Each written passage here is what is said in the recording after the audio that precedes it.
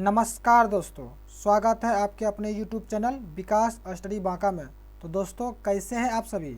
उम्मीद करते हैं आप लोग अच्छे होंगे और अपने एग्ज़ाम की तैयारी अच्छे तरीके से करेंगे। तो दोस्तों, आज हम आरपीएफ कांस्टेबल के 20 जीकेजीएस प्रश्न लेके आए हुए हैं, जो कि आरपीएफ कांस्टेबल के एग्ज़ाम के लिए काफ़ी महत्वपूर्ण है, जिसमें टोटल टॉप 20 जीके सवाल होंगे, जो कि आरपीएफ कांस्टेबल एग्ज़ाम में छपने की संभावना है। दोस्तों, अगर आप आरपीएफ कांस्टेबल का क्वेश्चन बैंक का सॉल्यूशन देखना चाहते हैं तो हमारे यूट्यूब चैनल पर जाके देख सकते हैं। उसका प्लेलिस्ट बना हुआ और प्लेलिस्ट का लिंक डिस्क्रिप्शन में दिया गया है। तो चलिए आज शुरू करते हैं आरपीएफ कांस्टेबल के जीकेजीएस के पहले प्रश्न से। तो पहला प्रश्न है कि किस वेद में सबसे प्राचीनतम वैदिक युग की संस्कृति के बारे में जानकारी मिलती है?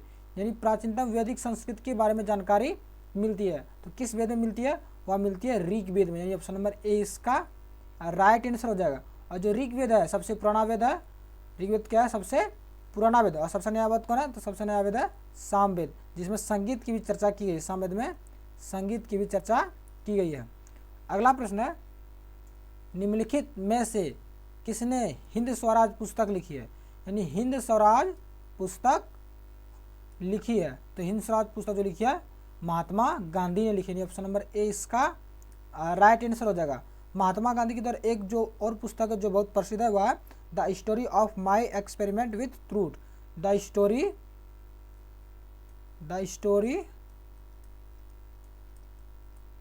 ऑफ माई एक्सपेरिमेंट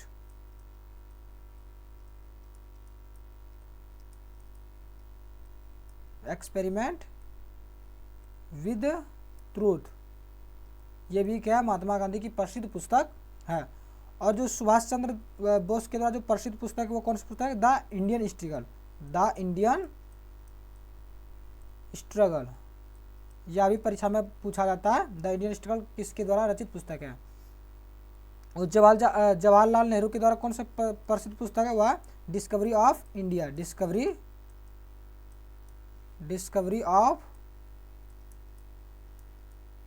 इंडिया, ये इन सभी की प्रसिद्ध पुस्तक है। अगर दोस्तों आप इनमें से किसी भी प्रश्न का आंसर जानते हैं तो नीचे कमेंट में जरूर बताएं अपना आंसर। अगला प्रश्न है कि भारतीय रेलवे कोच फैक्ट्री किस शहर में स्थित है? तो भारतीय रेलवे जो कोच फैक्ट्री है वह कपूरथला शहर में स्थित है। ऑप्शन नंबर 20 का राइट आंसर हो जाएगा। तो कपूरथला कहाँ है? ये पंजाब में। कहाँ है? पंजाब में है। अगला प्रश्न है कि सरोजिनी नायडू ने कांग्रेस के किस अधिवेशन की अध्यक्षता की थी? तो सबसे पहले आप कांग्रेस की जो स्थापना की गई थी, कब की गई थी कांग्रेस की स्थापना? 1885 में कांग्रेस की स्थापना की गई थी। तो इसमें पूछा गया कांग्रेस के किस अधिवेशन में सरोजिनी नायडू ने अध्यक्षता की थी? तो वह की थी 1925 में कानपुर अधिवेशन में सरोजिनी नायडू ने अध्यक्षता की थी। ऑप्शन नंबर सी इसका राइट आंसर हो जाएगा। और 1922 जो गया में हुआ था अधिवेशन, तो इसकी अध्यक्षता किसने की थी? तो इसकी अध्यक्षता की थी चित्तरंजन दास ने इसकी अध्यक्षता की थी।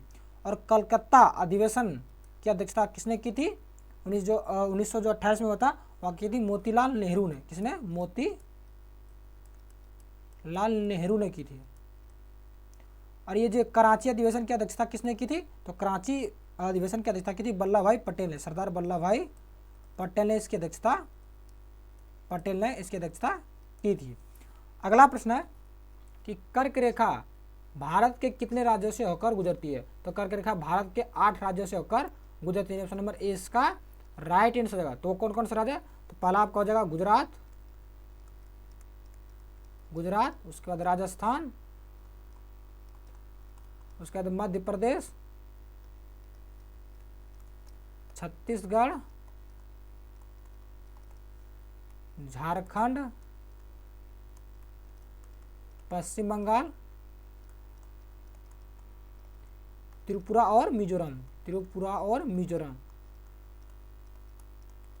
ये 8 राज्य है जिससे भारत की कर्क रेखा गुजरती है। और कर्क रेखा को 2 बार काटने वाली कौन सी नदी है? तो कर्क रेखा को 2 बार काटने वाली नदी जो है वह माही नदी है। कौन सी नदी है? माही नदी, जो कि परीक्षा में बार पूछे थे। आप इसको ध्यान में रखिएगा। अगला प्रश्न है कि डूरांड कप किस खेल से संबंधित है? कौन सा कप? डूरंड कप जो है किस खेल से संबंधित है? तो डूरंड कप है वह फुटबॉल खेल से संबंधित, यानी ऑप्शन नंबर ए इसका राइट आंसर होगा। फुटबॉल से और भी कप संबंधित, जैसे मर्डेका कप, कौन? मर्डेका कप हो गया, संतोष ट्रॉफी हो गया, ये सब सारे जो है संतोष ट्रॉफी हो गया, रॉबर्ट्स कप हो गया, कलिंग कप हो गया, कलिंग कप और FIFA world cup, FIFA world, ये सारे जो कप है वह फुटबॉल से संबंधित है। अगला प्रश्न है कि भारतीय संविधान के किस भाग में संशोधन की प्रक्रिया का उल्लेख किया गया है? तो किस भाग में किया गया? वह भाग 22 में किया गया, ऑप्शन नंबर सी इसका राइट आंसर होगा। भाग 20 में जो है संविधान में संशोधन की प्रक्रिया का उल्लेख किया गया। तो भाग में 3 में क्या है? तो भाग 3 में है मौलिक अधिकार। क्या है? मौलिक अधिकार, जो कि आर्टिकल 12 से लेकर 35 तक दिया गया। और भाग 4 में है राज्य के नीति निर्देशक तत्व, राज्य के नीति निर्देशक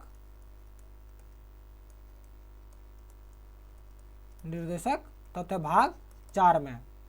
अगला प्रश्न है कि खालसा पंथ के संस्थापक कौन थे? तो खालसा पंथ के जो संस्थापक थे वह गुरु गोविंद सिंह थे, यानी ऑप्शन नंबर डी इसका राइट आंसर होगा। गुरु गोविंद सिंह सिख के 10वें गुरु थे, सिख के 10वें गुरु थे, गुरु गोविंद 10वें गुरु थे। कौन? गुरु गोविंद सिंह। और पहले गुरु कौन थे? पहले गुरु थे गुरु नानक। कौन थे? गुरु नानक देव था, गुरु नानक थे सिख के पहले गुरु। अगला प्रश्न है कि किस वन को मानसून वन के रूप में भी जाना जाता है? तो मानसून वन किस वन को कहते हैं? तो कहते हैं हम लोग उष्णकटिबंधीय पर्णपाती वन को जो है मानसून वन भी कहते हैं, यानी ऑप्शन नंबर बी इसका राइट आंसर होगा। अगर दोस्तों आप इसका PDF प्राप्त करना चाहते हैं तो हमारे टेलीग्राम चैनल से जुड़ जाइए, डिस्क्रिप्शन में लिंक दिया गया है। अगला प्रश्न है कि मोहिनी अट्टम शास्त्रीय नृत्य किस राज्य से संबंधित है? तो मोहिनी अट्टम शास्त्रीय नृत्य, तो मोहिनी अट्टम जो शास्त्रीय नृत्य है वह केरल राज्य से संबंधित है, ऑप्शन नंबर ए इसका राइट आंसर होगा। केरल का और एक शास्त्रीय नृत्य कौन है? कथकली। कौन है? कथकली, ये भी जो केरल का शास्त्रीय नृत्य है। तमिलनाडु का क्या है? तमिलनाडु का भरतनाट्यम, ये तमिलनाडु का शास्त्रीय नृत्य है। कर्नाटक का शास्त्रीय नृत्य नहीं है। एक होता है आपका कथक, ये कहाँ का? उत्तर प्रदेश का। कहाँ का? उत्तर प्रदेश का है। एक होता ओडिसी, ये कहाँ का? ये उड़ीसा का है। कहाँ का? उड़ीसा का। एक होता है शास्त्रीय नृत्य, ये कहाँ का? असम का। तो ये सारे शास्त्रीय नृत्य है जो कि इन राज्यों से संबंधित है, ये भी परीक्षा में पूछे जाते हैं, तो आप इसको ध्यान में रखिएगा। अगला प्रश्न है कि लार किसके पाचन में मदद करती है? जो लार मदद करती है तो किसके पाचन में मदद करती है? तो वह मदद करती है स्टार्च के पाचन में मदद करती है, यानी ऑप्शन नंबर ए इसका राइट आंसर हो जाएगा। अगला प्रश्न है कि पंडित मदन मोहन मालवीय को डैश के नारे को लोकप्रिय बनाने का श्रेय दिया जाता है, यानी किस नारे को लोकप्रिय बनाने का श्रेय दिया जाता है? तो जो पंडित मदन मोहन मालवीय जो नारा दिया था वह कौन सा नारा है? वह सत्यमेव जयते, यानी ऑप्शन नंबर सी इसका राइट आंसर हो जाएगा। यानी पंडित मदन मोहन मालवीय ने सत्यमेव जयते का नारा दिया था। तो वंदे मातरम का नारा किसने दिया? तो वंदे मातरम का नारा दिया बंकिम चंद्र चटर्जी।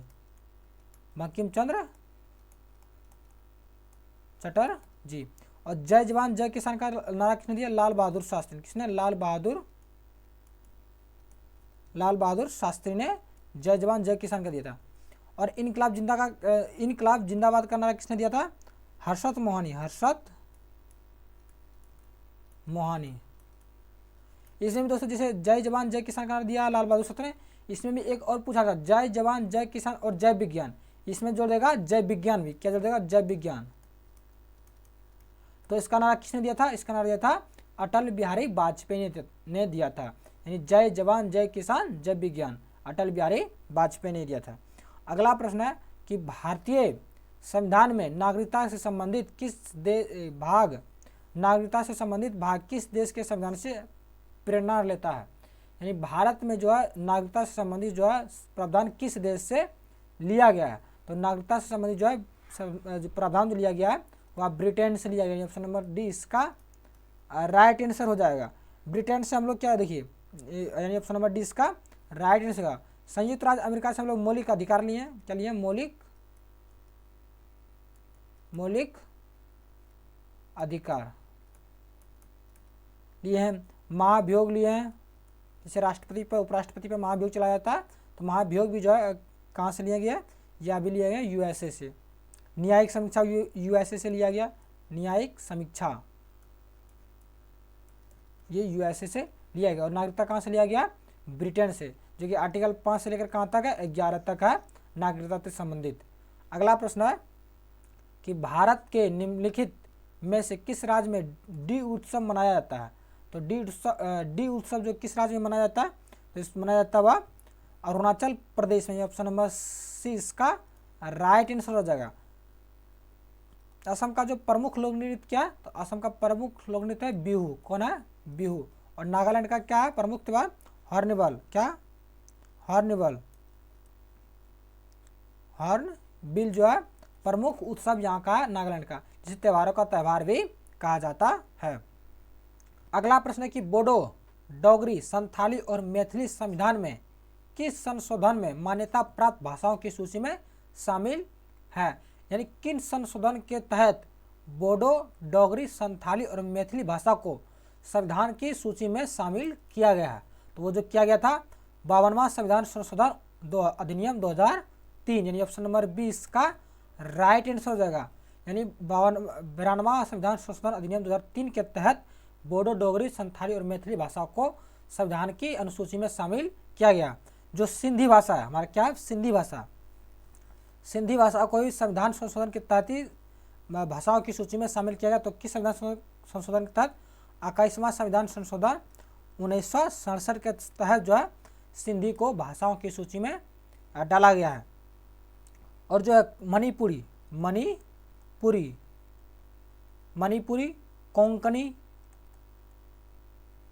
कोंकणी और नेपाली ये किस संविधान संशोधन के तहत भाषाओं की सूची में जोड़ा गया? तो इसको जोड़ा गया है 71वां संविधान संशोधन 1992 में। 1992 के तहत जो है इनको भाषाओं की सूची में शामिल किया गया। अगला प्रश्न देखते हैं क्या? अगला प्रश्न है कि रणथोरबोर राष्ट्रीय उद्यान किस राज्य में स्थित है? रणथोरबोर राष्ट्रीय उद्यान जो किस राज्य में है? तो यह कहाँ है? राजस्थान में। ऑप्शन नंबर डी इसका राइट आंसर हो जाएगा। अगला प्रश्न है कि ईस्ट इंडिया कंपनी की स्थापना के समय भारत का शासक कौन था? इसमें कह रहा है कि जब ईस्ट इंडिया कंपनी की स्थापना की गई थी तो उसमें भारत का शासक कौन था? तो उसमें भारत का शासक था अकबर। कौन था? अकबर। यानी ऑप्शन नंबर सी इसका राइट आंसर हो जाएगा। ईस्ट इंडिया कंपनी की स्थापना किस वर्ष हुई थी? तो 1600 ईस्वी में की गई थी ईस्ट इंडिया कंपनी की स्थापना। अगला प्रश्न है कि विश्व का सबसे बड़ा नदी द्वीप कौन सा है? विश्व का सबसे बड़ा नदी द्वीप, तो विश्व का जो सबसे बड़ा नदी द्वीप है वह है मांजुली द्वीप। यानी ऑप्शन नंबर 20 का राइट आंसर हो जाएगा। तो किस नदी पर ये ब्रह्मपुत्र नदी पर है। ब्रह्मपुत्र नदी पर है ये मांजुली द्वीप, ब्रह्मपुत्र नदी पर। अगर इसमें से पूछा था कि विश्व का जो यानी सबसे छोटा नदी द्वीप कौन है, यानी विश्व का सबसे बड़ा तो ये हो गया, और सबसे छोटा पूछा जाए तो नदी द्वीप कौन है? उमानंदा। कौन है? उमानंदा, जो कि किस नदी पर है? यह भी ब्रह्मपुत्र नदी पर है। ब्रह्मपुत्र नदी का उद्गम कहाँ से है? मानसरोवर झील से, यानी चीन से यानी तिब्बत से निकलता है और अरुणाचल प्रदेश होते हुए बंगाल की खाड़ी में जाके गिर जाता है। अगला प्रश्न है कि काली मृदा किस फसल के लिए उपयुक्त नहीं है? यानी काली मिट्टी जो है किस फसल के लिए उपयुक्त नहीं है? तो यह मूंगफली के लिए उपयुक्त नहीं है। यानी ऑप्शन नंबर डी इसका राइट आंसर हो जाएगा। बाकी कपास, गन्ना और गेहूं के उत्पादन के लिए जो है यह काली मिट्टी उपयुक्त होती है। और मूंगफली किस प्रकार की फसल है? यह है खरीफ फसल है। किस प्रकार की? खरीफ फसल है। मूंगफली जो है एक प्रकार की खरीफ फसल है। अगला प्रश्न और आज का अंतिम प्रश्न है कि महानदी और गोदावरी के डेल्टा डैश मृदा का समृद्धि करती है। यानी गोदावरी और महानदी के डेल्टा से किस मृदा का निर्माण होता है? तो वह मृदा होता है जलोढ़ मृदा, यानी ऑप्शन नंबर डी इसका राइट आंसर हो जाएगा। जलोढ़ मृदा दो प्रकार के होते हैं, एक बांगर जलोढ़ मृदा और दूसरा होता है खादर जलोढ़ मृदा, जो कि बांगर पुराना जलोढ़ मृदा होता है और खादर नया जलोढ़ मृदा होता है। और बांगर जो है कम उपजाऊ मिट्टी होती है, कम उपजाऊ, और जो खादर है अधिक उपजाऊ वाली मिट्टी होती है, यानी इसका ऑप्शन नंबर डी इसका राइट आंसर हो जाएगा। तो यहाँ पे दोस्तों हमारा जो है आरपीएफ कांस्टेबल का जो सेट हमने शुरू किया था, जो उसमें से हमने 20 क्वेश्चन कर लिए हैं, यानी 20 प्रश्न का हम लोग डिटेल सोल्यूशन देख लिए हैं। अगर आप इसका पीडीएफ प्राप्त करना चाहते हैं तो हमारे टेलीग्राम चैनल से जुड़ जाइए, जो कि डिस्क्रिप्शन में दिया गया है। तो दोस्तों आप एग्जाम जाने से पहले, इसका एग्जाम 2 मार्च से स्टार्ट है, यानी कल से स्टार्ट है, तो एग्जाम जाने से पहले इस वीडियो का आप एक बार जरूर देख लें। तो मिलते हैं दूसरे वीडियो के साथ, तब तक के लिए जय हिंद।